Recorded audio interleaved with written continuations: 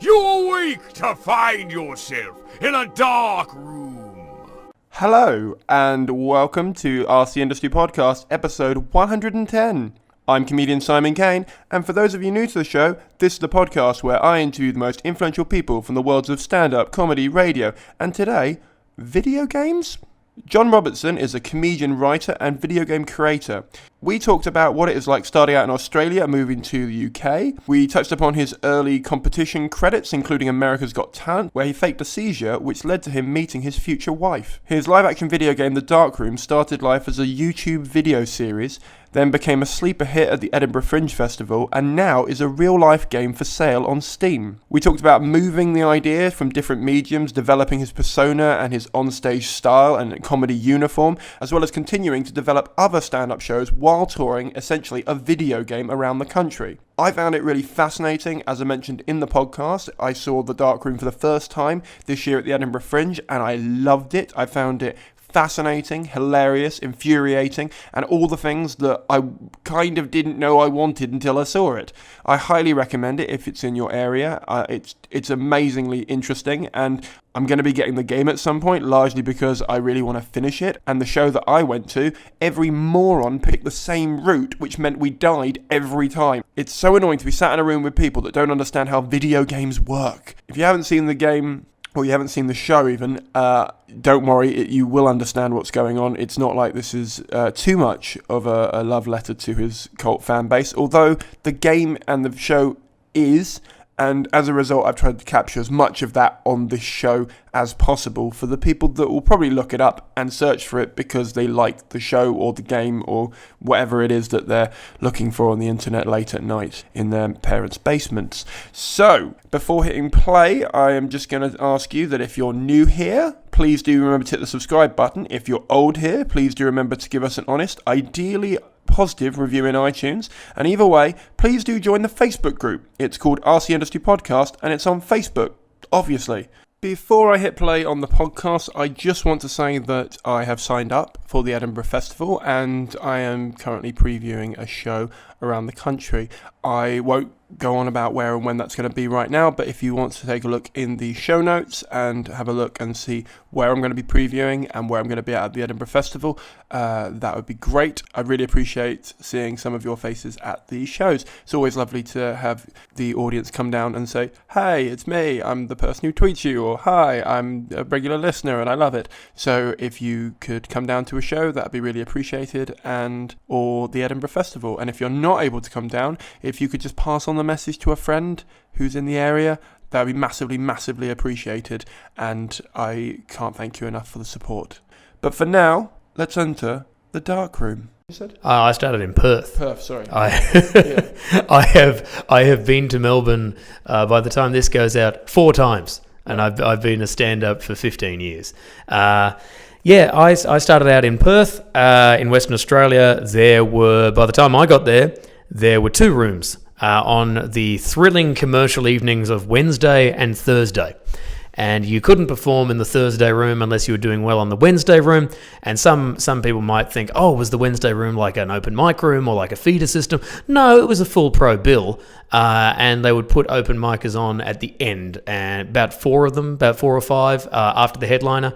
So you'd go on at about 10:30 at night, stretch out to 11 and perform to the maybe 6 or 7 people who had stayed after the headliner. And if you were routinely doing well there, you could go to the Thursday show, which was just this really very creative, but it was also very commercial, and good, right? And both rooms were good. Like the Wednesday room had a kind of knockabout charm because it was run by a collective of comedians, and the general sense was if you could accomplish 10 minutes, then you should at some point during the year get a go and get a paid gig.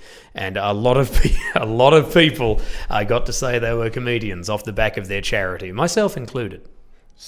It sounds like they've just stacked the deck against you, though. No, not really. Because they've put on all the good comedians and then put on the open mic. You assume there were good comedians on. Oh, okay, no, there were comedians who could talk for 20 minutes. Okay. I mean, not hanging shit, but when I first turned up in Perth, a lot of the guys who were headlining shows were blokes who you would look at now and you would go, that is 20 minutes of pretty solid material stretched out to 40 to 50 with no discernible response from the audience. Not everyone was like that. There were some blokes who were really shit hot. But by the time I showed up, the joint was very top heavy with guys who were kind of, some of them were like hobbyists who had stuck on for a long time, and the guys who were like really careerists, you could smell that they were careerists, and so they were the guys who'd be like, oh, don't do that. Like, you want to be careful, because they were doing corporate gigs, and that was their main source of income. But despite that, I mean, there were so many guys there who were just really into young guys coming through and being creative and being interesting. And also, for what I'm saying there, like, the variety of what was on was phenomenal. Because like you would have the worst horrors of like kind of, oh, an Australian fucking shithead fucking comic fucking anyway, so I'm going down the road and these black blokes are, you had those guys. They didn't they tended to go out and work in the desert and then return to the city and wonder why their material had magically stopped working. Kind of the moment, they went to a place that actually had a postcode or electricity. That tended to be a thing. But then there were guys... Yeah, a power line that was connected to something, it's a landmark more than just sort of a lonely prostitute who'd kind of fallen out there many years ago, that kind of thing. Yeah, and there were guys like, guys who were, had studied Commedia dell'arte. Like, I'm thinking of my mate Don, who, had gone to Italy in the 70s and come back with a profound understanding of Italian clowning, but who could also bust out a guitar and do a Bob Dylan parody talking blues called What Are You Staring At, Cunt? Right? So this is a guy who is, but he was like a very, very good universal communicator, because he would clown for children and he could go down to a rough pub gig and do this. And without ever being a sort of cock-swinging, ultra-macho comic, he was just very good at manipulating low status into sympathy, right? And there were people like Novak and Good, who were a female musical duo who had a bit that mostly consisted of, they had built what I realise now was like, I thought it was a steak when I saw it. I thought it was meant to be like, because I was 17 when I started, so I had no real experience of anything. And in 2002? Yeah. And I was watching them, and yeah, they had this whole bit that just seemed to be the smaller one, Jude, hitting the other one just in the vagina, just with what appeared to be like a paper mache raw steak. And I only years later found out that it was a dog's penis, is what it was meant to be. I don't know what that bit was about. No. I just remember that it was visually interesting. Was that the Chortle review? Because that's... Well, no. I mean, the thing is, it was visually interesting. I was 17. I mean, I didn't take drugs, but I was just, dopey all the fucking time, because pretty much the minute I got an erection, all the blood would go, and I was unable to think, and I would be so stressed because I was going to go on stage. So, these things just occur in a haze of memories, so it's like every single show blurred into one. Like Joel Bryant, who was 6'3" and ultra commanding and had this amazing ability to do sets and just to stretch out his arm and just take the entire front row with him, right? He was great. And I remember him. We did a show. It was Novak and Good, me, and I was a Baptist minister character. There was because a lot of the comedy came from the theatre, right? And so I had created a Baptist minister character called, to my enormous shame and regret, Father Clancy Auschwitz, because I was 17 and I'm an edgy little fucker. Look at me go. And it was meant to be a parody of right-wingers, but the problem was, as with satire, I had a couple of blokes come up to me and go, I like that. Yeah. I think that's good. I think it's good what you're doing. And the character was pretty quickly retired around the time that happened, except for the huge Texan bloke who came up to me, because Father Clancy used to make it very clear where his actual leanings lay, because he would remember periodically that he was gay and start crying.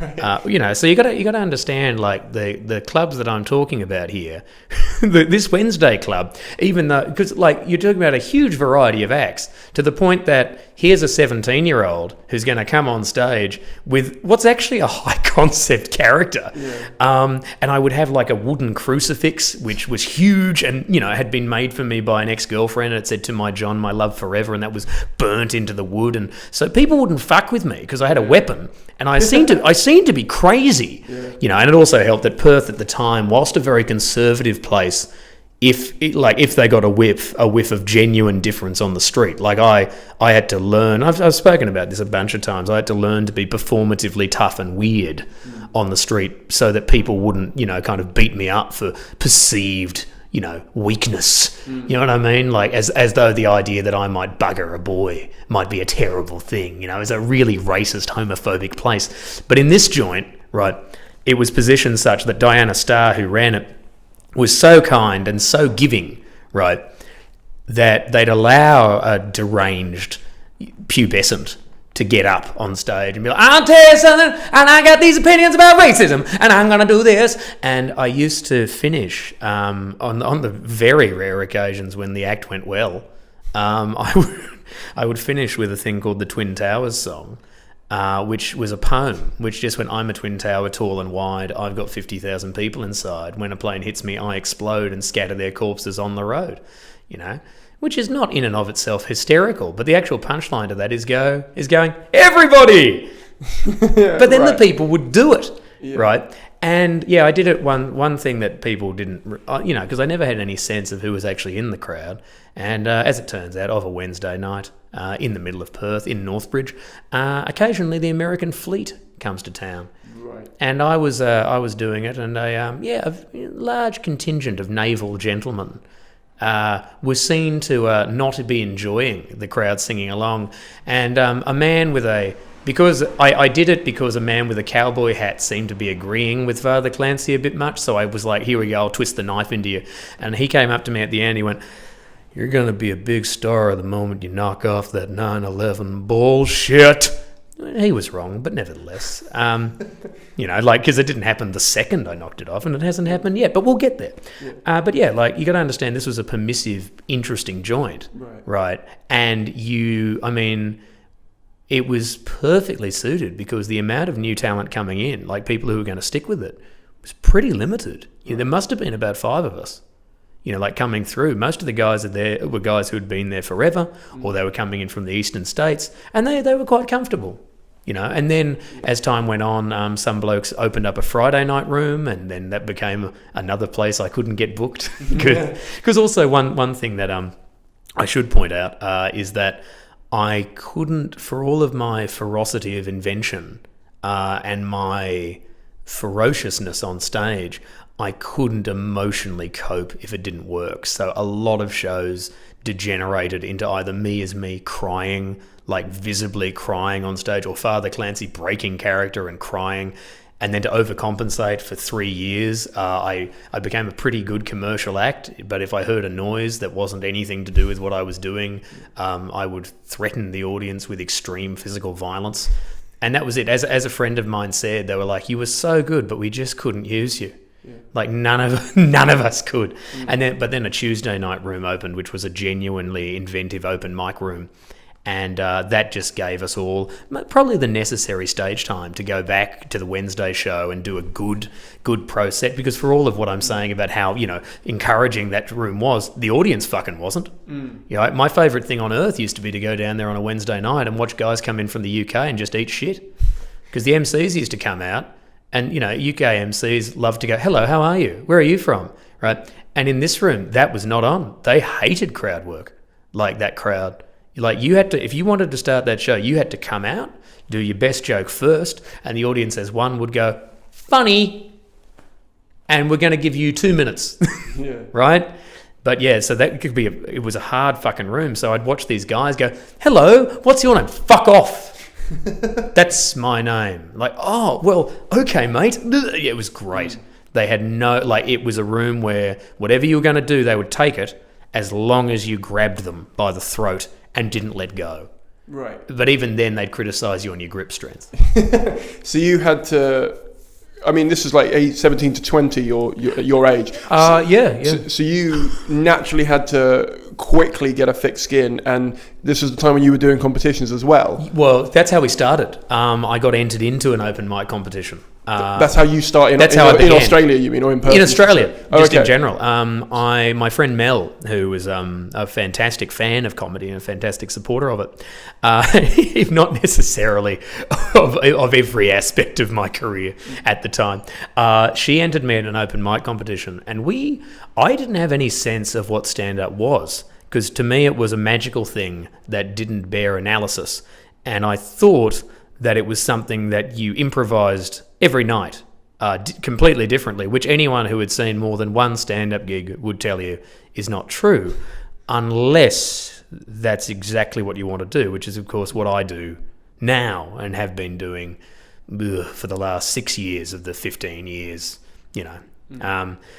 which, because I started travelling internationally and I realised that my whimsical wordplay observations about Australia were not perhaps hitting it in Cambodia, and yet at the same time they were responding again to my energy and my presence and my voice.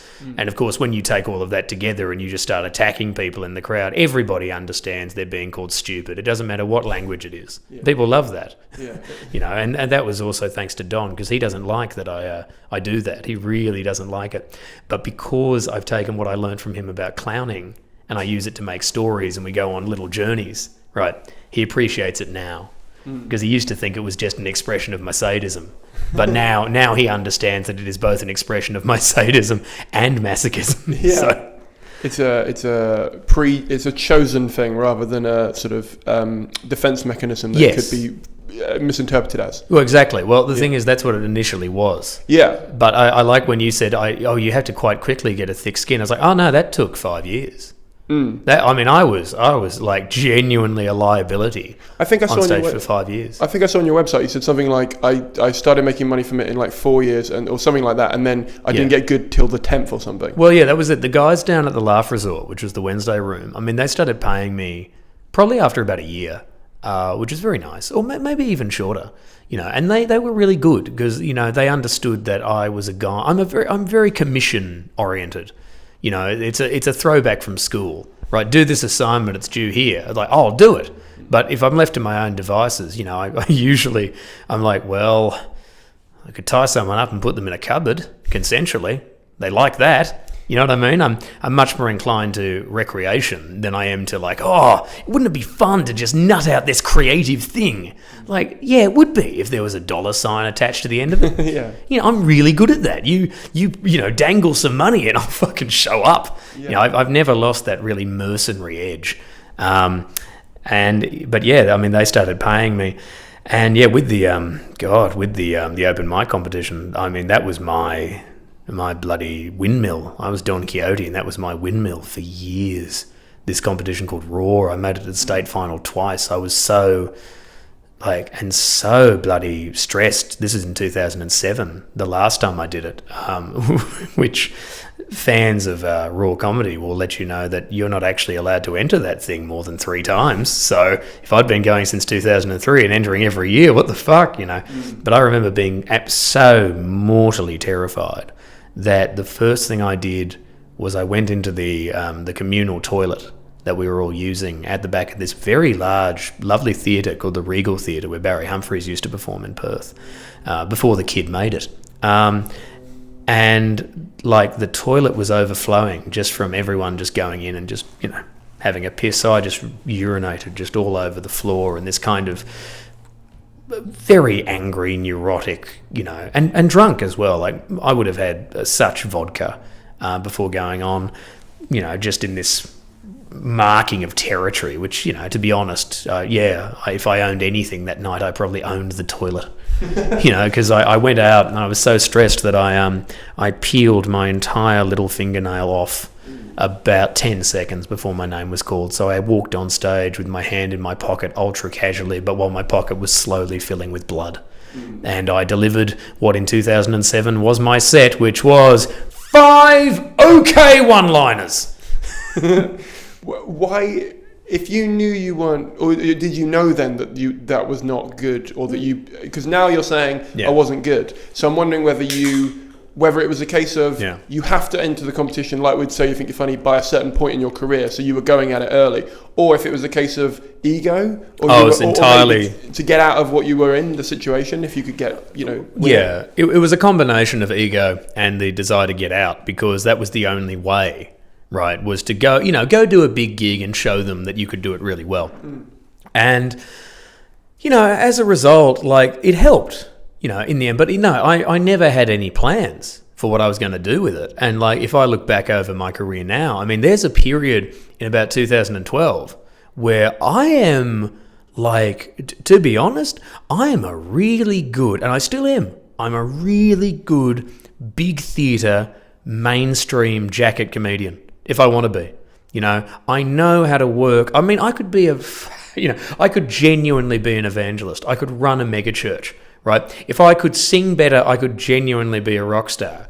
And this is, like, we control audiences when we do Darkroom, and we do it as me as well. But, like, I've seen footage of me telling a story to 3,000 people, right? And I recognize all the tropes in there where I'm like, hang on a minute, that bit went really well, so look at my walk of triumph along the stage, I'm taking my time. These movements are unnecessarily big, but also very slow, so everyone can take them in, And I recognize that, and I'm like, wow, that's not really what people know me for at all. Like even people at the time, but I was like, wow, okay, somewhere between 2008 and 2012, I learned some shit. But, it kind of helped that in 2008 I actually won one of these fucking open mic competitions. Yeah. And then that meant that I started getting booked on the East Coast in Sydney and Melbourne and Brisbane. And, like, the whole thing was, to be honest, like, totally driven by ego. And also the fact that in 2008 I got fired from my day job. So I immediately had to turn pro or else we couldn't eat. You know what I mean? So it was like, shit, no, got fired, fucking gotta do it, gotta do this, gotta win, gotta go to Sydney, gotta do this, gotta do as many gigs as possible, gotta do this. And so for a while, like, even though what I'm saying to you there about the arena comedian, I was also at that time, like, the guy, I did a lot of rugby clubs, I was also very overweight, so I was able to show up and had short hair. So I was able to show up to a lot of places and be exactly that comedian that I hated. Right. Hey guys, how are ya? Oh, Where are you, you wanker? Oh, such observance, such tremendous... So was you putting on a character for that? No, I didn't feel like it was a character. I mean, I was profoundly driven. I was also at the time, because I'd had a very physically active job, right? I was a kids puppeteer at a science centre, which meant doing about 4 or 5 shows a day. And I made that as high octane slapstick comedy as I could. And then I would insist on carrying everything. And we're we worked at a science museum, so you're carrying parts of a Tesla coil and all this heavy shit. And I was getting quite fit. But when I left that job, right, because my brain in moments of stress just gets rid of facts, I used to have a gym across the road from my house, and I had a membership at the gym, and I could have gone there anytime, and I didn't. What I did was I bought a whole fuckload of weight loss pills and drank them with energy drinks and Coke Zero. And so I was incredibly, looking back on it, I was incredibly high and angry all the time and incredibly driven, right?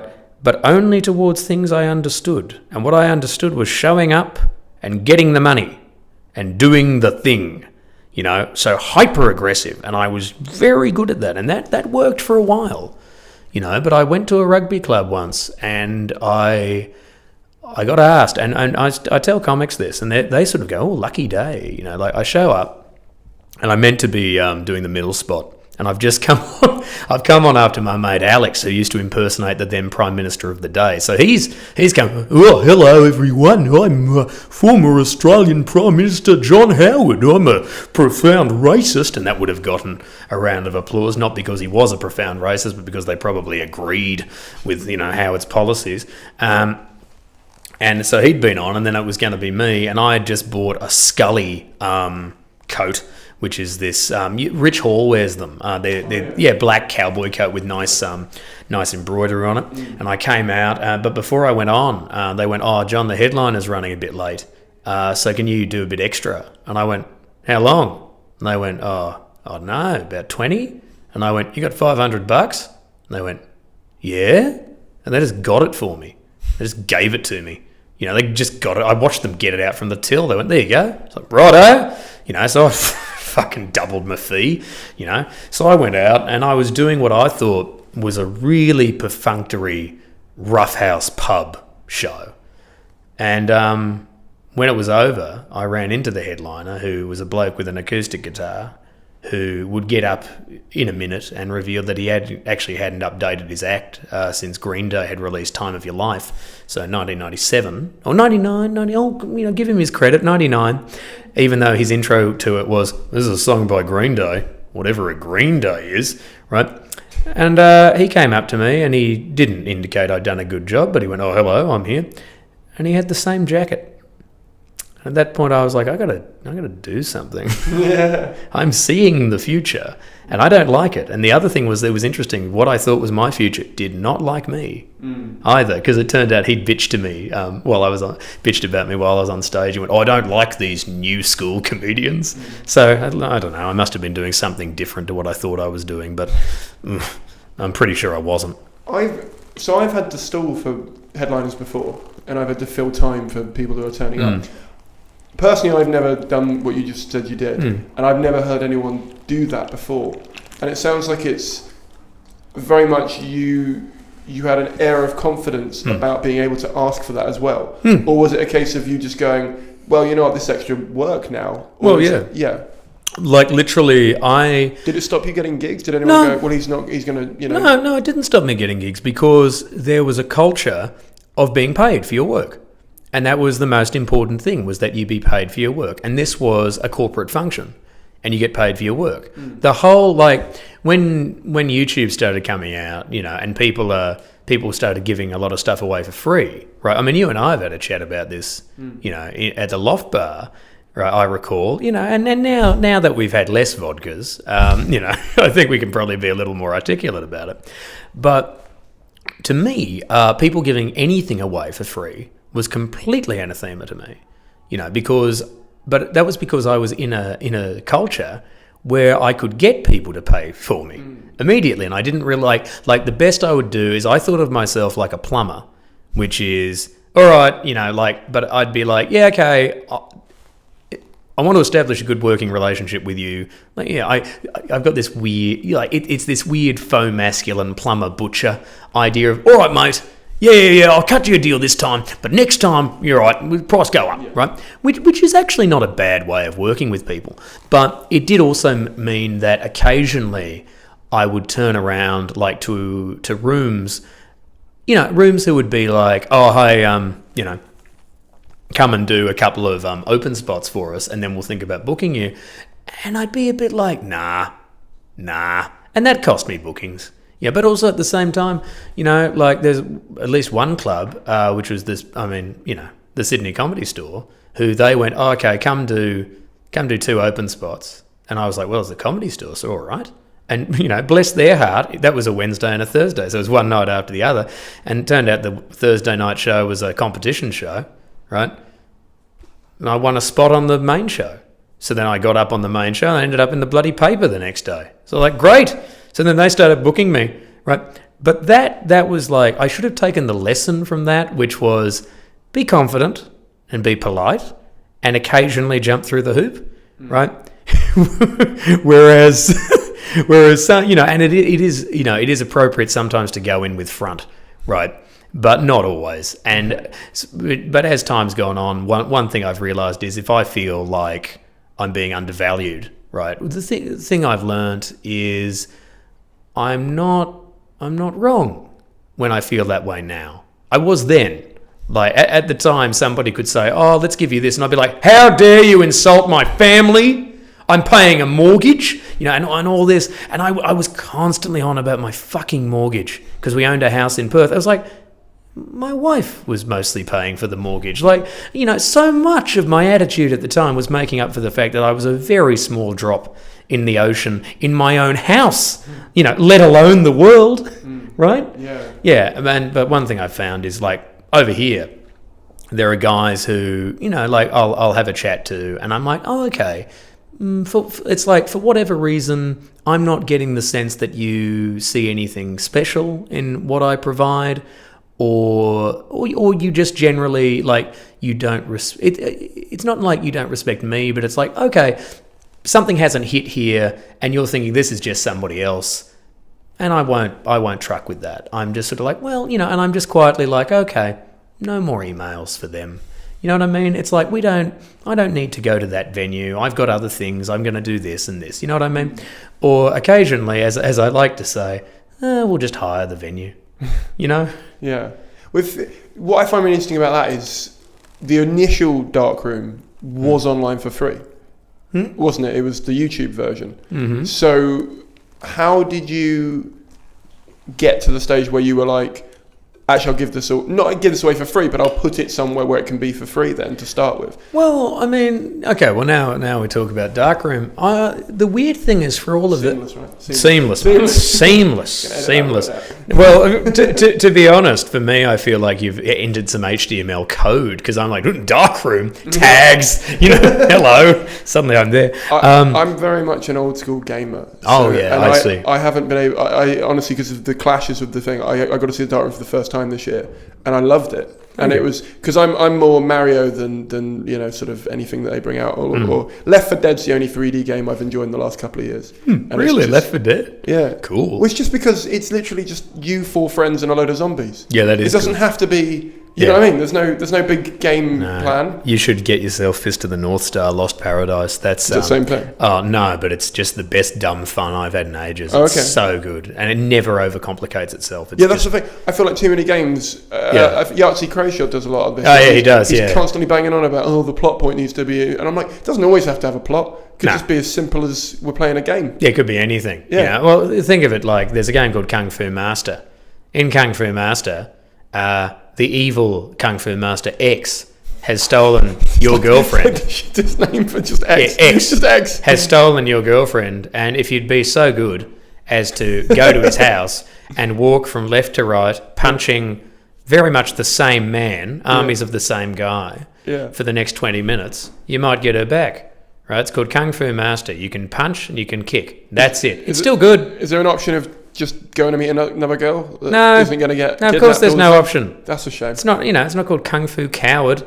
Look, this is something I can't broach. People who want extra backstory in video games, there's none in the Darkroom. No, well, there is actually. Is there? Oh, there's a fuck ton. I haven't got the game yet, so I'm sorry. There you go. That's why. No worries. I did watch a video 2 days ago for this of someone doing the game. Like, as in, like those live streamers. Yeah. Oh, good. Oh, thank you for that. Yeah, thanks for watching. Look, the thing with giving Darkroom away for free, like right at the start on YouTube.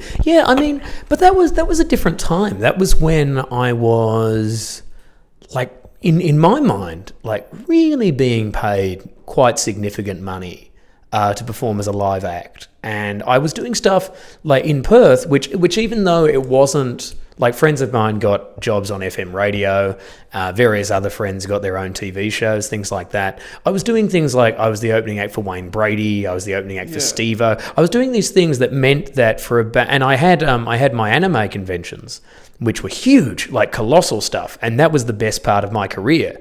So, like, Darkroom was originally a joke I told at the anime convention YCon, who paid me very handsomely to be there.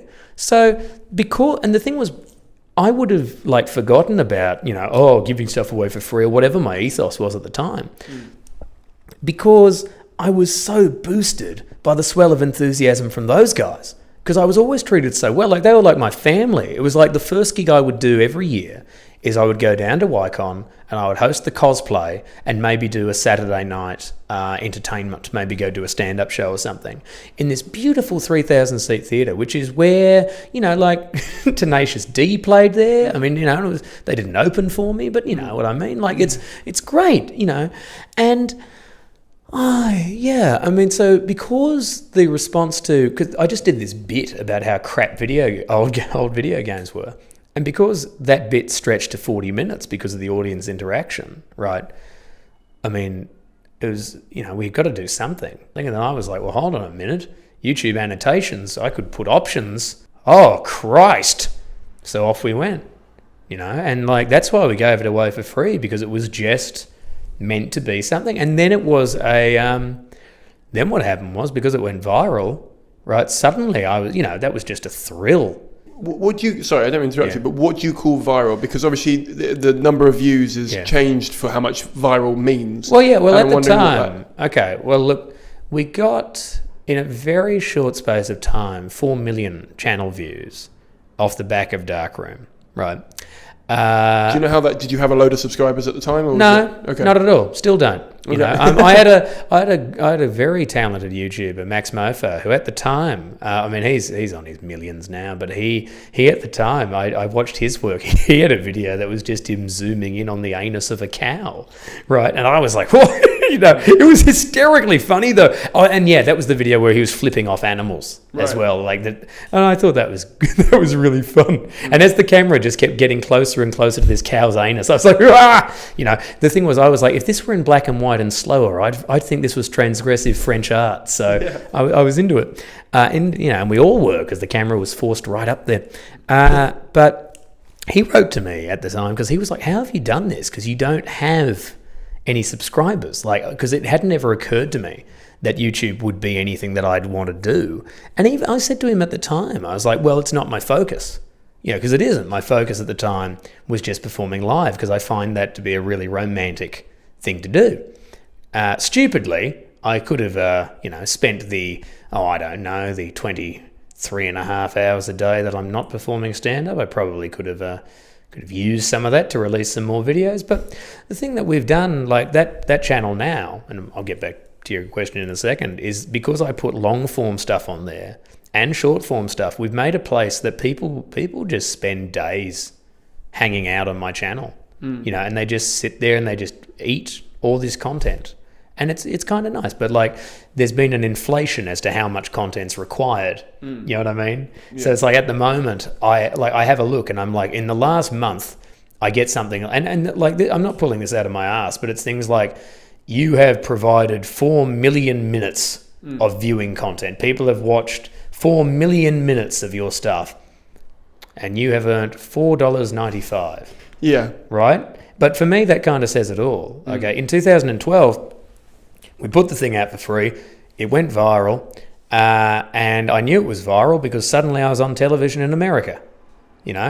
I had to go and film extra content in a cupboard in Singapore while on tour in Singapore just to get level 2 going and all of this. I was on NPR. Various celebs played it. On and on it went. The guy who made Monkey Island found it and tweeted about it. All this stuff. And then the weird thing was, because we couldn't really monetize it because the videos were so short, and having ads pop up, which was the only real way of doing it other than the pre-roll ads at the time, would have destroyed it. Yeah, your pre-rolls would be longer than the video. Exactly. And you couldn't serve them if the video was longer than a minute. By the time we did monetize it, which got a great deal of hatred from players, the swell was already gone. So, I think in the end, directly, the YouTube revenue off that was probably about $50. Whereas I was commissioned for more stuff off the back of it. Like I ended up making a follow-up called The White Room for Hat Trick Productions. And that was so successful that I had it erased from the internet. It does not exist, and there are no traces of it anywhere. Why did you have it? It was a failed experiment. If it did really well, surely you'd want... Well, the Dark Room did really well. The White Room didn't. Oh, sorry, I misunderstood. Okay. No. What happened with the White Room is this, very good production company. They'd made Father Ted. They went, look, we like the Dark Room. Can you make us one of our own? And because I didn't have any ideas at the time, having, recently had one idea. And I say that, but I was always a very productive writer. I by that point, that's 2012. By that point, I'd written 5 solo shows, and it's not like a mad person being like, I've written 30 novels, and then you see it, and it's all spider scrawl, and there are not real words. These were good, cohesive, good shows that I'd written. And different hours of stand up and theatre shows, and I'd written a play and all this stuff, but because I didn't have an idea on the go at the time, I just inverted the previous idea I'd had. So I went, well, We had Dark Room, which is a parody of 1980s text adventures. Why don't we call it The White Room? And it'll be a parody of open world adventures. Instead of having 4 options, the options will be just about limitless, and instead of the character being British, he'll be American. And they went, sure, and they gave me a shooting budget. And because I had no sense of time management, I bought a green screen, some equipment. I set it up out the back of my house. I started doing some stuff there, which was good. To make Deadline, I took all of my equipment to the Melbourne Comedy Festival, and every single day before I went to do my shows, I removed all the furniture from the furnished flat I was staying in, scratched up the floors, I was told later, to my mounting horror. Never have I used the phrase, it was like that when I got here, so often. That was, oh, Jesus. Yeah, I just had this studio, and I would fall asleep under the studio lights and all this, and I just worked so hard to make this thing function, and we put it together, and it was there for Deadline, and then they went, great, we're going to release it in August. And this was in March, and I was like, fuck, because I was like, I could have, And then it was one of those moments where, like, if you're going to innovate, you can't, don't innovate just once. You know what I mean? Like with Darkroom, I innovated because I was doing something almost nobody was doing, and I'd also accidentally created a beautiful format that's really understandable. In this case, mobile had taken over being the dominant way that people watch YouTube in the intervening months between March and August 2013.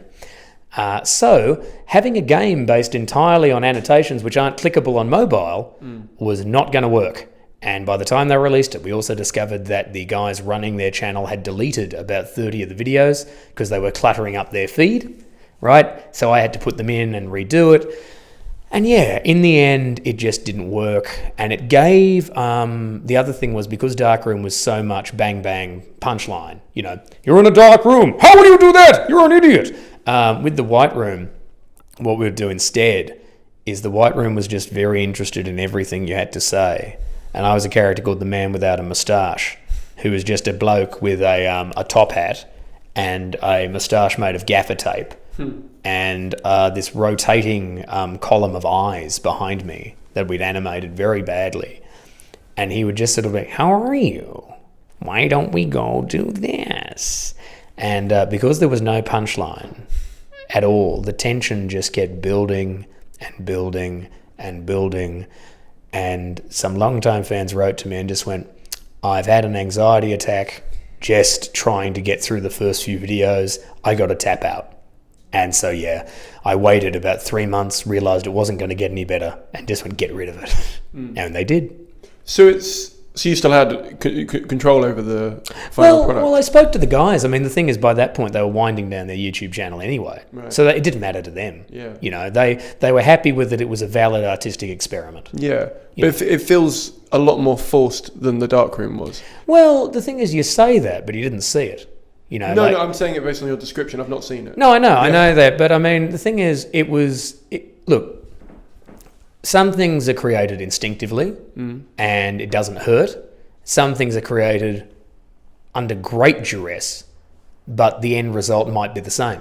And White Room, if you looked at it, right, you wouldn't go, oh, Jesus, here's a guy busting his ass trying to make something. You would go, oh, yeah, this is a lunatic who's amusing himself. That's what the end result was. That's it. Like people, it's one of those things, one of the nice things about a live show, for instance, is people can see sweat. Yeah. You know what I mean? Like when it's done and when you're exhausted and you go in for like a really deep bow and there's that chance that you might not be getting back up from having bent down like that, people see that and they understand. Whereas when a project arrives, right, people don't see all the work that went into it. So the thing that arrived easily and the thing that arrived, like the thing that was the agonizing childbirth and the baby came out sideways and malformed and you don't love it, kill it, right?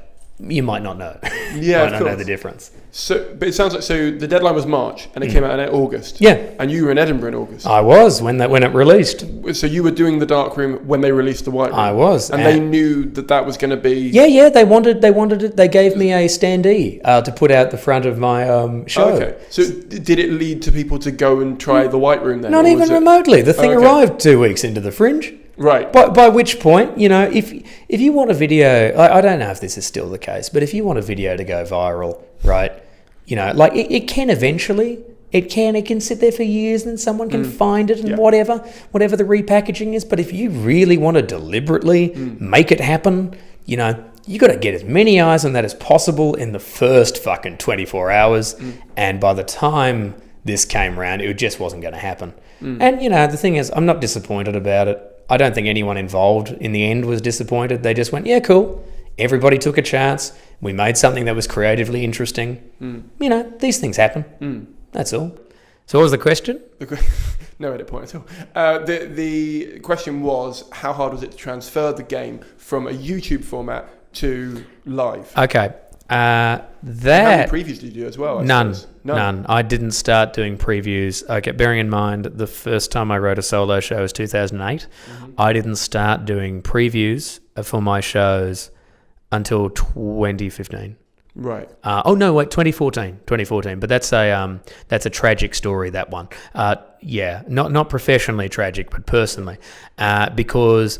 Okay, and look, everything in this answer ties into what you've asked about Darkroom. I do not, if I can avoid it, I do not, or at least I didn't used to draft, right? I did not like to draft. I liked to, when I was younger, I would write something, assume that it was a perfect document, completely misunderstand my own actual skills, and go out and, try to entertain people with some subpar Spike Milligan, Monty Python nonsense, which of course failed horrifically. And but how did it fail? I said it perfectly. I said it word perfect, right?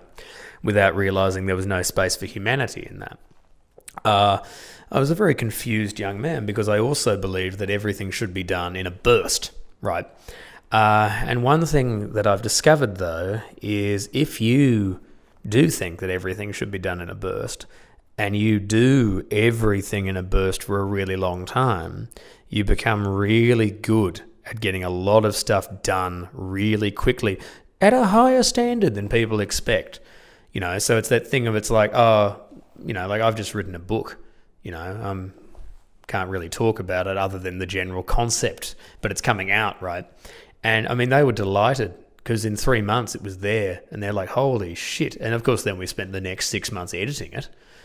But you know what I mean? They're like, whoa, okay. It's that kind of like, oh, you want a production machine? I'll show you something. Yeah, that's great. It's this kind of beatnik Spike Milligan thing of first idea, best idea. I can do this. So, it's a combination of like, being a workhorse and being good at just listening to your instincts and being impulsive, right? Or what I used to refer to as genius when I was a lot younger and really thought that because I thought a genius was someone who did things effortlessly, when of course a genius is somebody who does things well and is called a genius by people who didn't see the work that went into it.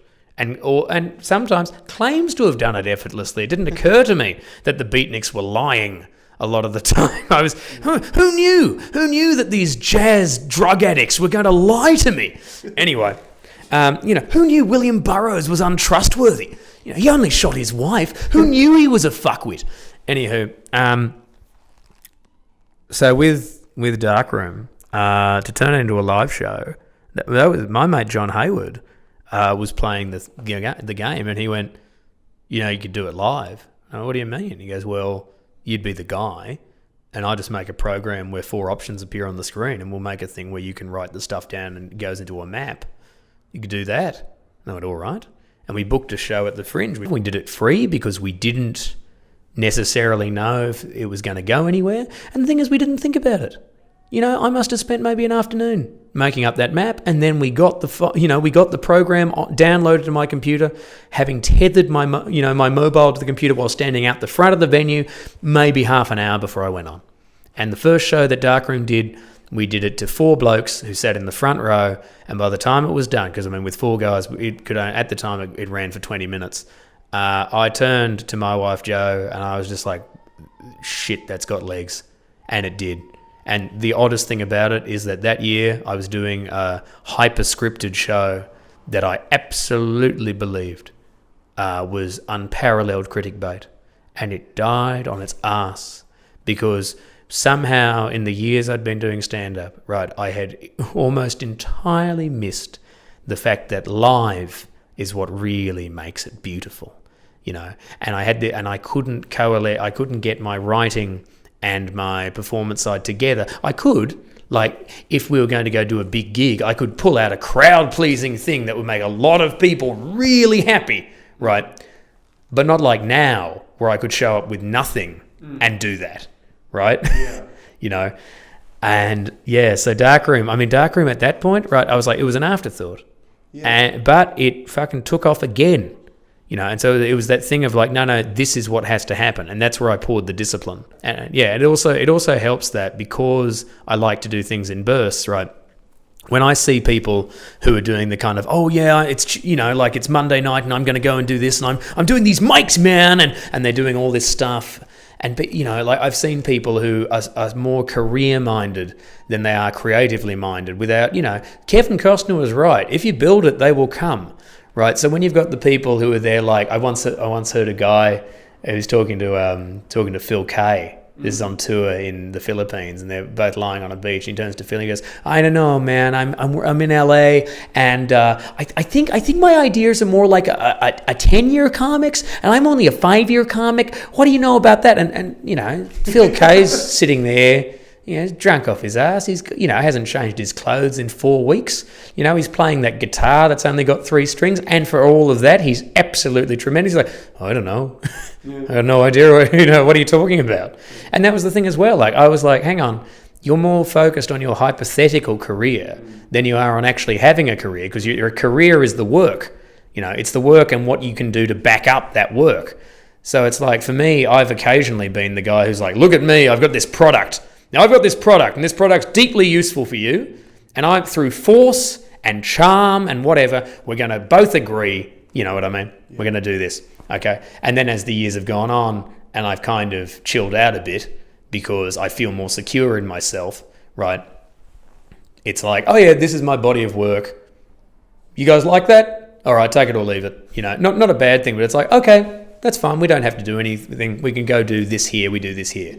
You know, I go where the love is. Yeah, and what I was trying to get at with that. What a horribly wanky thing to say, but at the same time accurate. Yeah, I feel like being authentic comes off wankery sometimes. Do you know what I mean? Like, how did you make that worse? No, do you know that? Christ! Oh, God. Oh, I see. Sorry. Oh, you mean yeah? No, but it's true though. Being authentic does come off. Yeah. Does come off as wankery, like using the phrase authentic. Yeah. Yeah.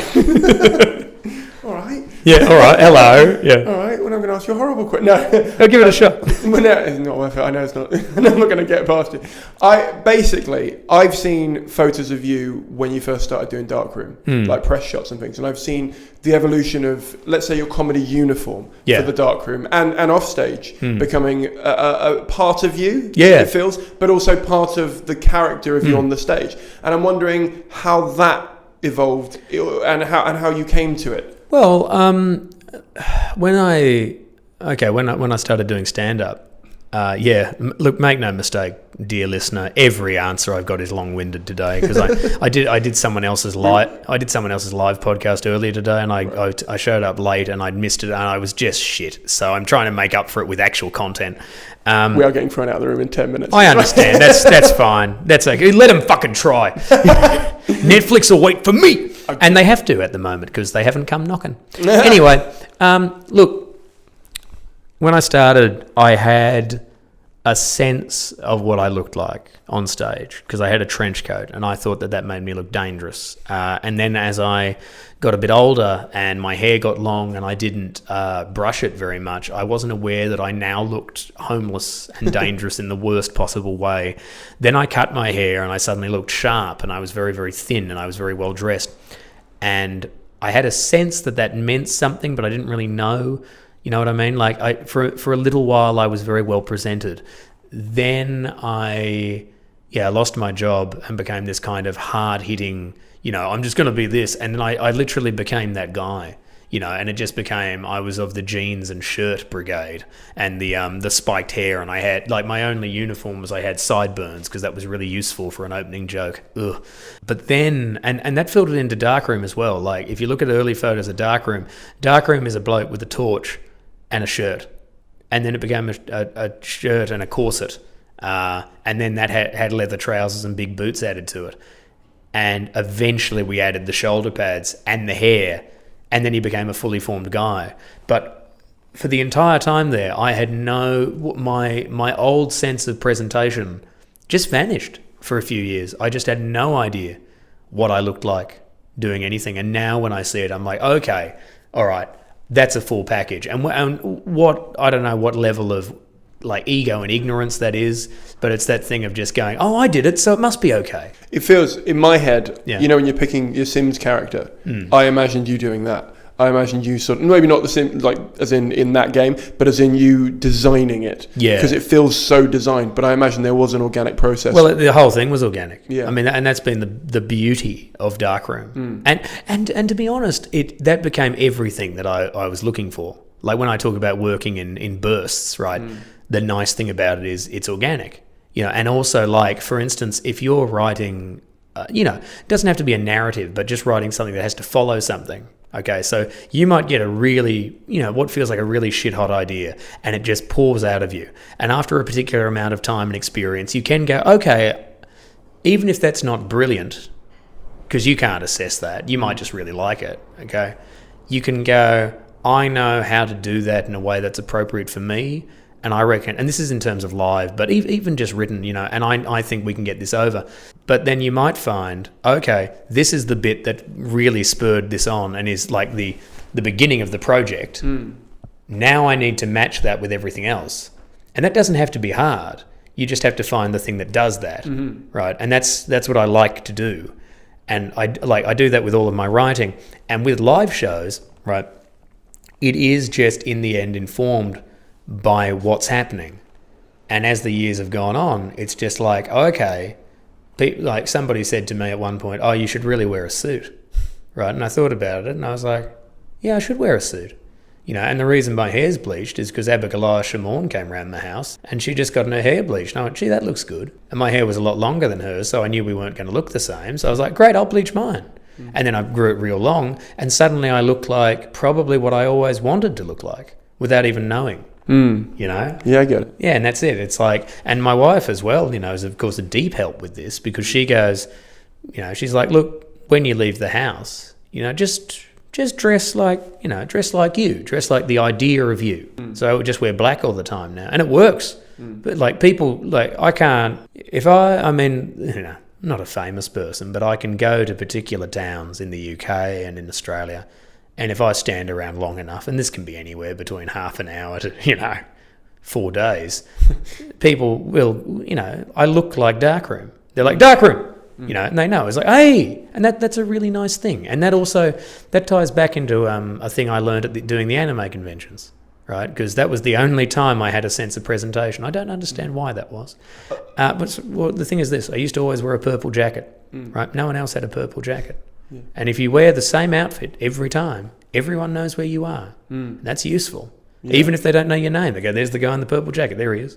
Yeah, it's something I've thought about a lot, especially with interviewing comedians that have a look. Like I was talking to Tapeface about this. Oh, yeah. And how, if he doesn't wear the stripy top, interview, he could just walk around. Yeah. It was a very long interview. But he just played music. But with when he doesn't wear that jumper, he said, I can walk around, like I can walk up to people who've known me a while and it'll take them a second to go, sorry, Sam. Yeah. And it's kind of like because they're used to how he looks. Oh, that's great. Yeah. One thing I found, because I thought at one point, pretty shortly after I got my hair bleached, right, I thought that it was the hair. So what would happen is I would leave venues. I'd never owned hoodies, but I bought some hoodies and I would put the hoodie on and leave the venue, right? Like, and this is after doing like a rough pub gig, just for fun, right? Nah. It turns out people watch your face during the show. Especially when you got a torch on it. People aren't stupid, No. And also, I do hoodies after club gigs. When we do Darkroom, I've probably as a guy said to me once, he was like, when I met you, you were in black wearing a big jacket. Then you went on stage as Darkroom and you were in black and you had big shoulder pads on. Now you're back in a different big jacket and wearing black. Like, so it's like, oh, who's this guy? Yeah. You know, it's like if people coming to Darkroom, like I can show up and I've got a suitcase and I'm all in black leather. And people who don't even know the show just kind of go, oh, that'll be the guy. Yeah. Which is a nice feeling. Yeah, I feel like a lot of people don't want to be typecast, but I feel like there are advantages to it. Well, I mean, typecast is an interesting thing because I thrive on my versatility. You know what I mean? Like there's typecast in the sense of, oh, there's John, he looks like John, right? But I got a body of work. And that's its own reward, because you have the people who are like, oh, we like John, the whip-wielding sadomasochist. We like John, the anarchist. We like John, the singer. We will hopefully enjoy John's book that's coming out. Some people like, they like my little polemics that I'll write down on Facebook occasionally. So they like me as a columnist. You know what I mean? And like people don't come to me because what they want is mainstream stand-up. They come to me because they want to laugh and they want to get it the way I want to give it to them. A nice feeling. Yeah. And I've got a whole bunch of different avenues by which I can do that. Yeah. So, I don't feel typecast in any way because I got all this shit going on. Of course. And it doesn't bother me that most articles about me, if we're talking about comedy, start with John Robertson, probably best known for The Darkroom. It's like, well, why not? Oh, no, this wasn't no, I know, I'm just saying. Negative. I'm saying that there's a lot of people who think about that, where they say, oh, I'm known for this thing, but I've got so much of it, that. Yeah. And I understand that, but it's also like, I feel like there's a worry that the thing they're best known for is holding them back in some ways. Well, maybe it is. Maybe it is for them. It's still a live thing, I suppose, in like it's still existing and you're still doing it. I suppose if you'd stopped doing it 10 years ago, you might be like, well, why are people still bringing up that? To be honest with you, I would be delighted. Because the thing is, I have people who remember my earlier work. I've been around long enough, and I've had people who have been kind enough to take a great interest in what I do, and they remember shit. Like the guy who said to me at one point, Bob the Blob and his vomiting knob, which turns out to be something I said in a show in 2009. And because I was like, is that one of mine? They're like, yeah, well, fuck, all right. Yeah. People are very kind. And it's like people who remember, like if I put out the Australian Idol audition that I did, and I put that out online, some people will go, oh, I remember that. And then they're like, is that you? Right? And it's nice because that's somebody who came to your career later and wasn't aware but remembers seeing that on TV. Totally. And I've heard The Darkroom being described as a cult hit a lot. Well, it is. And I suppose, well, this is the thing. The Darrens. There's a lot of people who, if it's a cult hit, surely it's not a mainstream hit, but it's a hit. Do you know what I mean? Like what you automatically then you were like, oh, it is. Like how do you view a cult hit then, different to say just a hit? Well, what I said was, because I said it is, and then I said the Darrens, because. Well, look, okay, the other day, and this is all right. this isn't a name drop because the circumstances by which it happened are silly, right? But Dara O'Brien, who's an excellent comic, as we know, Dara came to see Darkroom. I hope you appreciate how hard it was for me not to go, sorry, Dara. Yeah, I would have loved to have heard that. After you said it was a name drop, every element of me wanted to go, Dada. Dada, It was the 19th century absurdist movement came to see us. They had a fish, and God, they really didn't like whatever they didn't like. Whatever that was about. Anyway, he came along to see Darkroom, and was very kind about it. That was nice of him. But I messaged him because the game's come out, and I was just like, oh, hey, can I send you a copy? Right, so I sent him a copy. And he ended up tweeting a lovely thing about the game because he went out on stage in Bristol, and there was a woman in the front row wearing one of my shirts, right?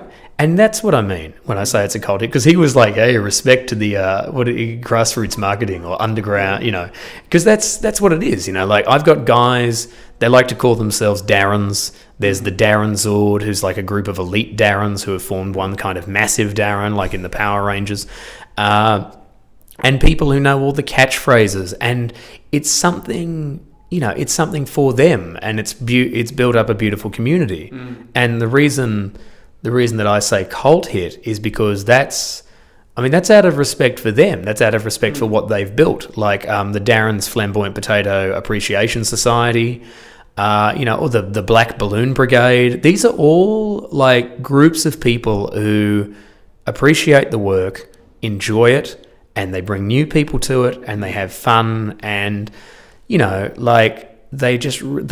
make the live show as glorious as it is. And so it's things like when I go to new territories, even though we have a really nice time, I miss those guys. There's something wonderful about seeing people who are genuinely like, the show is a man in leather abusing you, and they're there to support that, and they're into it. You know what I mean? Yeah. And it's that thing, like we did the Insomnia Gaming Festival the other day, and there was some cosplayers there, and one bloke leant over and was like, he is going to fuck you up. And then, of course, I did. Yeah. I showed up. They were like halfway down the room. There were 1,500 people there. They were like somewhere in row 10, right? And I went down and fucking ripped them. And he was like, we told you. And I was like, how wonderful. Yeah. Like a guy in the middle of the room is like, I've seen him so often. I know he will spot you, particularly you, and he's coming. Yeah. And and that's great. And that's why it's a cult hit, because the people who are fucking into it really make it. And that's what I want. Yeah, totally. I feel like a lot of people would like their just base to come back. But I know, when I was in Edinburgh this year, you had like a really big poster on the Cowgate of your face and stuff. And so I suppose as much as you want to respect the cult, you do want to bring in new people. Well, of course. But the thing is, the cult bring in new people too. And let's not call the supporters bring in. Yeah. If look, to be honest, that word, that was my fault. Yeah. No. To be honest, if it was a cult, we'd be one step closer to what I actually want, which is a religion, because of course it's tax free. But So are posters and things bringing in people as well? Yeah. Do you know? Of course. They do. Just like, because it's spectacle. And that's, and that's fine. We like new people, of course, are what we want. Okay. But the core are really beautiful. And the thing is, I like to go and do shows that are just for them. Like we had in Leeds. Was it Leeds? Leeds, the wardrobe. Leeds. Yeah, that's it. Yeah, we had an event. I didn't organise it. They did. Darren Con won. And that was members of Darren's Flamboyant Potato Appreciation Society, guys from the Sci-Fi Weekender, and that room was sold out. It was mostly people, and they had spent all day together. Making flamboyant potato shit. That's what we call a pineapple. Yeah. I should give some context to that, right? And there's a lovely person there who'd made a darkroom plushie, and had even put in the detail of my teeth and the armour lit up, right? And all of that's gorgeous. And so the thing that I really like is when you go to see, it's like when you go to the wrestling, okay, which I really admire. When you go to see a live wrestling show and the crowd are super into it and the crowd are chanting along because they got there before you did, right? You will join in and it becomes a wonderful thing. Definitely. Right? And that's the phase that we're in at the moment, where it's like, all right, we throw the doors open to whoever's interested. Come for whatever reason, whether it's like, I like to see people get verbally fucked up. Come on in. A game show? Great. A retro gaming thing? Great. Oh, he's just a good comic and I was looking for something to watch? Great. We welcome everybody.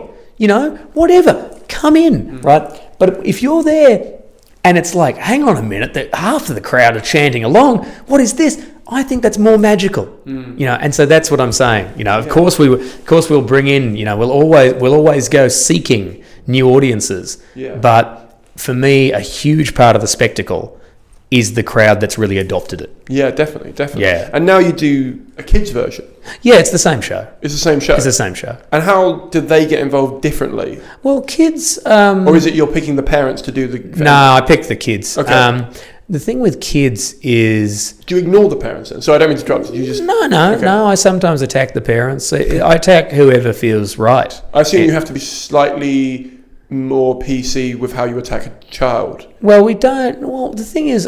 You're talking like silly. Well, look, PC is an odd thing because I always like...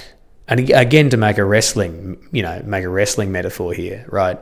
Because I briefly trained as a pro wrestler. What you do to wrestle is you hit somebody as hard as you can in a safe place.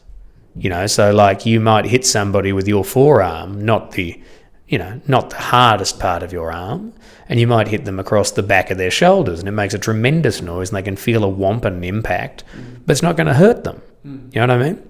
And the thing is, when I attack people, right, it's a lot like that as well. Like, I mean, you can say to somebody, look, you friendless loser, right?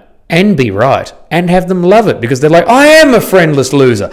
That's tremendous. How did you know? Right? But yeah, with kids, right, I wouldn't want to go after anything that was a weakness anyway. You know what I mean? I mean, the only thing that you do is you go after things that are irritating the rest of the audience, but you have to make certain that you know exactly what it is that's doing it. And mostly what it is genuinely talkative, talkative, overindulged young white boys. Very much, kids who are pretty much mirror images of me at that age, trying to make the show about them. And you can wheel around and just go, shut the fuck up. And people will lose their minds, like, depending on the mood, right? Usually, like, in the kids show, probably, about as strong as the swearing will get is shit. And I'm much more likely to threaten, real violence. Whereas in the adult show, when we have children, one of the first things that I'll do is go, are there any children here? We get a kid, like, how old are you? Oh, I'm 6. This has happened, by the way. I'm 6. You don't mind if I swear at you, do you, sweetheart? No? Good, I'm going to break your teeth, you little fuckhead. Right? People, they just lose their minds. They clap. They have a great time.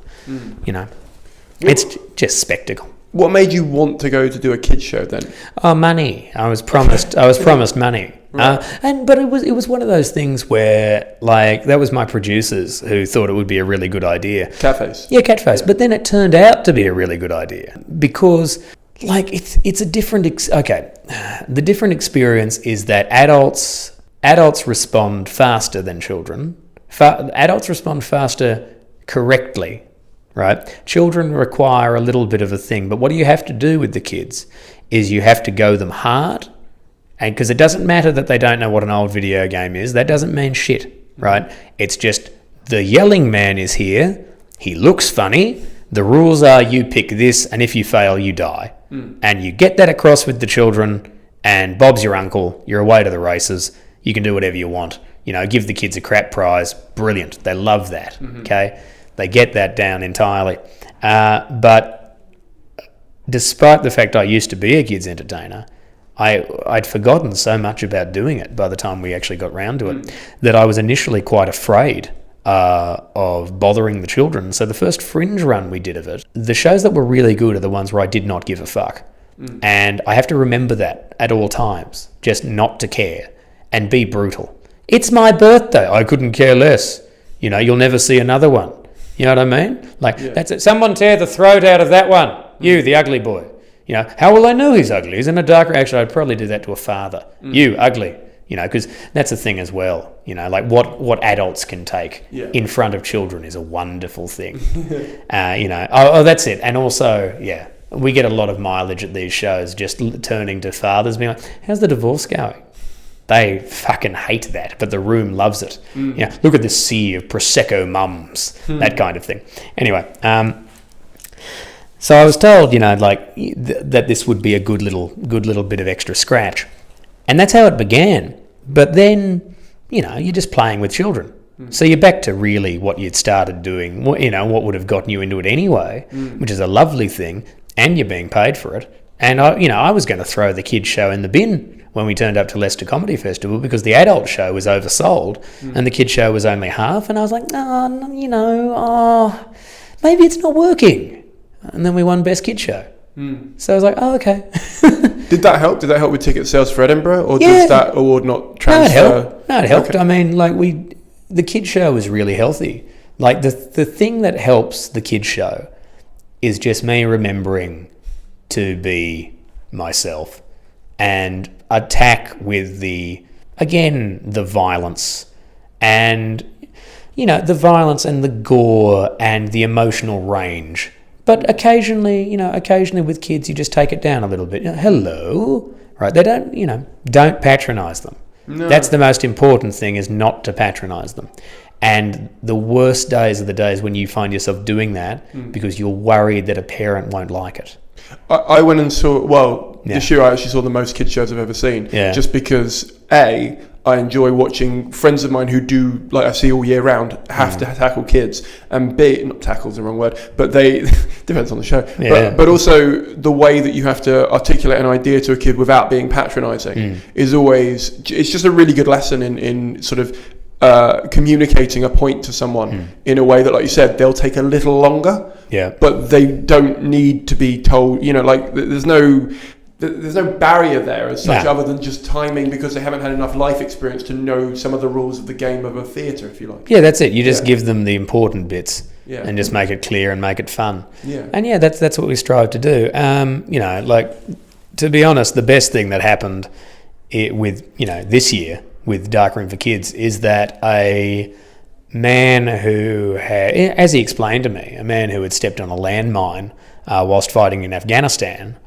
came to the show, and he shook me by the hand and told me how much his son had enjoyed it, and he just went, that is really good family-friendly entertainment, because you're looking at a guy who's gone to extremes of humanity that other people can't, and if they're very lucky in the rest of their lives, won't ever have to, he's literally been in the shit, and if that guy can turn around and go, all right, no, that's good. That's good. That thing you're doing there, that's good. That's really meaningful, because that puts things in perspective. Because you might go, oh, I don't know, is that too much for the kids? It's like, well, this is a guy who, because thing is, right, you don't come away from a landmine unmaimed. No. And this is a guy whose child has had to live through the trauma of him coming back and all of this.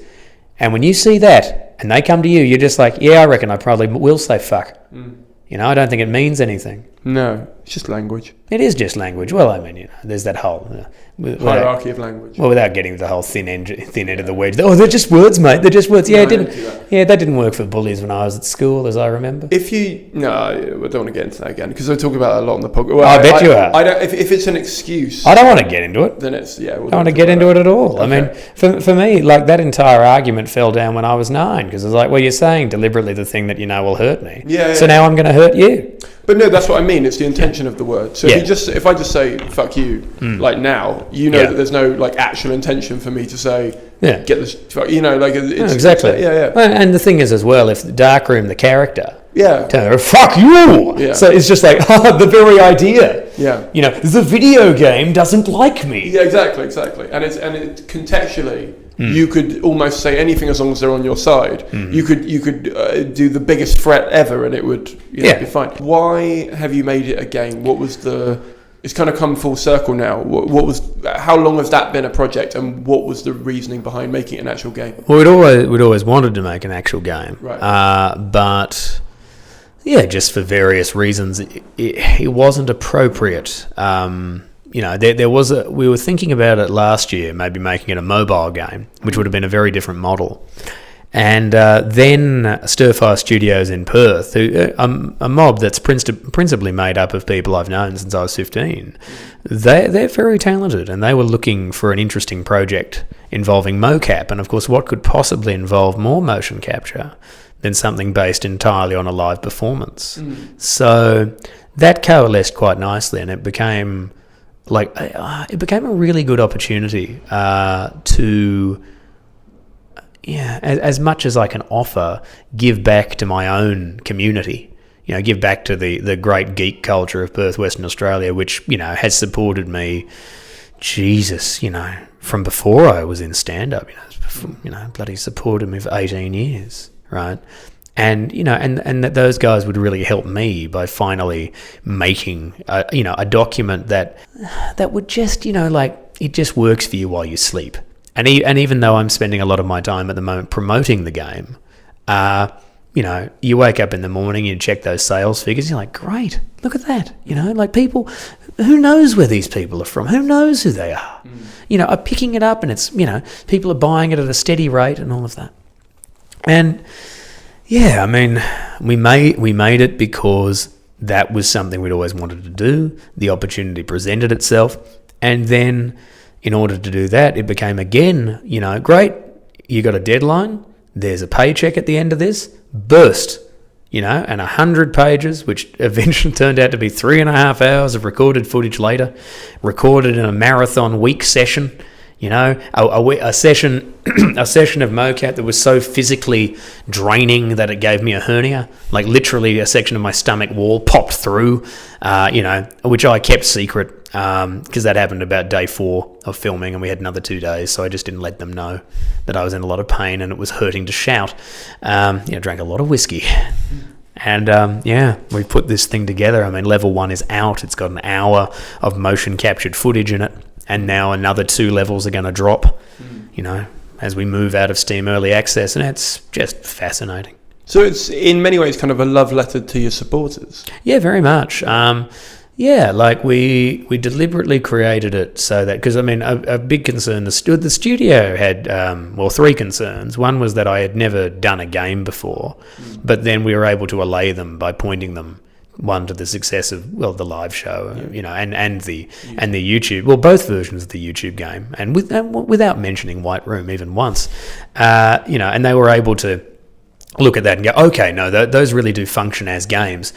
And they are good, right? And I think they just want to know what I intended, whether or not it was just going to be this game's just going to deliberately irritate you. No.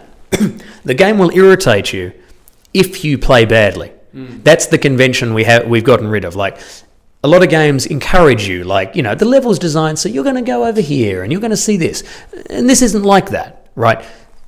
The game is designed, if you're going in the wrong way, to discourage you. And it's up to you to find the right way, right? It's like a kid said to me, kid's watching the live show and goes, you just die. For everything. You just die for everything. And I was like, well, no, you don't, because there are good options. And she's like, well, what's a good option? I went, well, one where you don't die. And she was like, oh. And then I'm like, yeah, it takes 20 correct steps to leave the dark room. And she's like, what?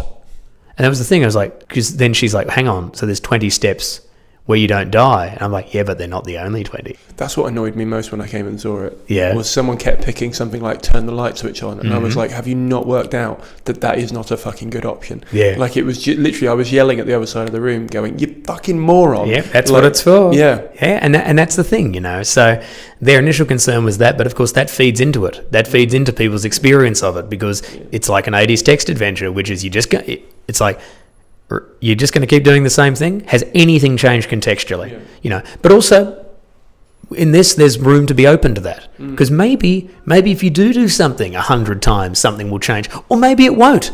It's like life, for fuck's sake. Yeah. You know what I mean? Yeah. It's the whole banging your head against the wall thing. Eventually, something might give way, you or the wall, or nothing will happen depending on how strong you're doing it, etc. So that was their first concern. Then there was concerns about the content of it, because they knew that I would be brutal and that the game would have a lot, more scope for brutality. And it does, I've used it as an excuse to target American gun crime and gun culture, and the incels get whacked, and all this stuff is just in there. There's a moment where this animal speaks to you in a Son of Sam-esque manner and delivers a whole bunch of life advice that is not to be followed through on, and it's brutal and morbid and all this shit. And because it's being presented verbally, when people write about it, they're like, I did this and I did this and I did this, and they're coming out of the game going, I did this, all this stuff. When of course, well, did you really do that? Yeah, it feels like you did. That's brilliant. When I've just spent 38 hours in a game where I'm and we drove in the buggy, we went over there, we went through the desert and we rescued this man. All right, you play this game because stuff's hard to unlock. Yeah. When stuff happens, you do feel a sense of triumph. Yeah. So that's something I wanted to give people, And then, what was the other thing? Yeah, the content, the fact I'd never made a game before. And maybe they ended up being a little worried about how much stuff was going to go in there. But it's interesting. And it's just to produce... Okay, to go from a show that was a parody of how shit old games were to now being a show that is in its own right a good game. And part of the reason some people keep coming back is because they're finding the hidden story that's in there. And now to have that existing and approaching not its final form, but its final iteration for that medium. You know, first and final, you know, what a lovely feeling. You know, like it's as close as I've ever felt to feeling like Douglas Adams, because of course there's no, depending on the version, from the radio play to the TV show to the novels, and the movie, huge elements of Hitchhiker's Guide to the Galaxy change. So it's different variations of the same, you know, same franchise. And I'm really feeling that as you're talking about different models as we're talking through it. Yeah. Well, that's it. You know, like the live show doesn't have the same map as the YouTube game. It doesn't even have the same story as the original YouTube game. And this thing has a different story to the live show. And, well, you know, not that different, but it's expanded and the map's completely different. And yeah, it's just, whoo. You know, fuck. I mean, it's it's an incredibly lovely creative endeavor. Yeah. And once we make that budget back, commercial. I've got 2 more questions for you, but I'm going to ask one and see if it's worth being the final one, just based on your answer. Okay? Sure, man. What's the biggest mistake you've made, and how did you overcome it? Well, professionally? Yeah. Well, okay. The biggest mistake I made was letting stress in. That was because that dogged me. That dogged me for longer than that first 5 years. It was a real enemy for the first 5 years, but it filtered into every interaction, and it meant that, like, there's a lot of stuff especially in my early career that would have been better if I just kind of nodded occasionally and went like, yeah, you know, and didn't presume malice where malice was not present. But on the flip side, because I believed I was involved in this sort of sacred, holy quest towards whatever, you know, it motivated me to get off the couch. Yeah, I mean, just it's that thing of just like, don't worry about not having the thing today. Just things will happen, and just be, you know, like, at the moment I'm in a position where I can quite pleasantly look back and I go, wow, that's a lot of work, and it hasn't really hurt to do, you know. Whereas when I was younger, getting anything out of me was like pulling teeth, and I realized at one point that I had the ego of a very successful genius artist with none of the accomplishment behind it. And so it's not about, it's about, you got to filter your aggression to where it's meant to go. That for me would be the biggest mistake that I made in my career. But I mean, again, and, you know, this will sound like, you know, somebody it's like, this is the biggest mistake. Yeah, it's not a great tragedy, but it's that thing of like, just take shit when it's necessary, but don't fall into being one of those people who just constantly take shit. Or, for me, the difference is this. And this is specifically in the context of live club stand-up, right? And we're talking about the hand-to-mouth you-booker relationship. There's a club in Sydney. First time I rang them up, they went, oh, John Robertson. Oh, we know you. Great, come headline the club, right? Because I'd been going to Sydney and getting paid work. Because I was going in getting paid work, because I, you know, rang some of the correct people and other people had vouched for me, I had value, right? And I had value long enough that this one place could go, how great. There was a very talented comedian from Perth. He showed up. One night I was going down there to headline, and I was like, wow, you're here, you're in Sydney, what are you doing? He goes, oh yeah, I've flown over and I'm doing 10-minute spots all around the place. And I went, that's great, man. And then I'm like, hang on, what? What do you mean? You're doing 10 minutes tonight? And he goes, yeah. And I'm like, you getting paid? No. And I was just like, shit, you know, while in the long term, that will endear him, you know, to some people, and maybe he'll, you know, be pulled through the ranks and that'll help him, right? For me, I was like, but this is a club that I know you can just walk straight through the door in, and I knew that guy's body of work, and I knew he could have done it, but he didn't present himself as having any value. So, of course, they just went, oh, great, another guy, more grist to the mill. You know, we got a lot of comics. You know, great, you'll just be happy because you got the time. And yeah, I don't like that, you know, because he could quite easily have been headlining that show, but I was, you know. that kind of thing. And the difference was I had gone in, done the work, and shown I had value, because I refused, unless it was totally necessary, I refused to eat shit. Yeah. So that helped. Yeah. That helped. But I just wish occasionally when I was younger, the word cunt wasn't appended to the conversation. Like, no, I won't fucking come. It's, totally unnecessary. And of course my voice wasn't as deep at the time. So it was very, very pissy and very prissy histrionics. Yeah. Well, I'm going to leave it there, but thank you very much for coming on. Yeah, thank you. It's a pleasure. Where's the money? That was John. Hearing about how he moved the idea from different mediums and how he's never forgot those people who supported him along the way was inspiring and amazing to hear. I'm one of these people that literally I spend the 4-hour journey home from Edinburgh emailing and messaging everyone who's contributed, even in the smallest sense, to my Edinburgh Festival to say thank you, because I feel like everyone deserves the praise they have for helping support me, and I do that for gigs. I stand at the door, I say hi to everyone on the way in, and I thank them on the way out, and I send them an email if they sign up to the mailing list. And I loved hearing someone who is further down the line to me who hasn't forgotten that. And even though there are other people who are big names who haven't forgotten that, I just don't feel like that it's talked about enough, that there are people that make your career, and there are people that support you early on that you need to remember, and you need to really give back to those people as best you can. I loved hearing about how he's happy with his cult following and his cult status, if you like, being known for the darkroom. It was great to hear a plus side of being typecast in a very specific way. I feel like a lot of people try to avoid being typecast, and so I don't know, it's nice to hear an alternative view to typecasting that's a positive one. If you want to get a copy of the game, there's going to be a link in the description. Please do go and buy it. You can find it in the show notes, or you can just search for The Dark Room anywhere on the internet, and I'm sure you'll find it. If you like this episode, you might also like the episode I did with Rob Kemp about his high-concept comedy musical hybrid show, God, that's a mouthful, called The Elvis Dead. Or you might like my episode with Richard Herring about how he takes his ideas and puts them in different formats online, gives them away for free, and then asks the audience to support him so that he can continue creating things that they value.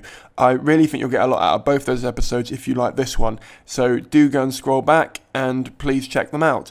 The RC Industry Podcast is a Fruit That Got in Gravity's Way production for the internet. All elements were created by me, comedian Simon Caine. Thank you very much for listening. Thank you very much for subscribing. And thank you very much for rating and donating if you do. I'll see you all in about 14 days' time. Before you go, I just want to quickly say I'm going to be at the Edinburgh Festival. I'm drilling down the details on dates, times, and all that sort of stuff. But just so you're aware, I'm going to be at the Edinburgh Festival in 2019. I'm also going to be previewing the show from about April onwards around the country, and then I'm going to be on tour in September and October. Now, this is the most vague plug I've done for anything, but essentially I'm going to be updating my website with these details as soon as they are available. Please do keep an eye out for them. I'd really appreciate it, as that would really help. The one thing I can confirm is I am doing a one-off, potentially DVD record. Again, that is something I'm dealing with. I'm sorting it out. Of Sex, Drugs and Other Things I Never Do at the Bloomsbury Theatre in London on the 21st of March 2019. If you can come to that, please do. If you would like to get half off the tickets, tweet me something like tweet me something mysterious like my favourite macaroon is strawberry flavoured, right? Tweet me that and I will DM you the discount code so you can get money off your tickets to come and see that show live. I'd really love to get some of you listeners in and to watch the show. I'm really, really excited about it, but also really nervous about it as it's quite a big space, even though it's the studio space. But I want to get the thing recorded and out the door. So if you can come, please do. If you can't come, please tell a friend and hopefully they'll come. Thanks for listening. You die! You die! You die! You die!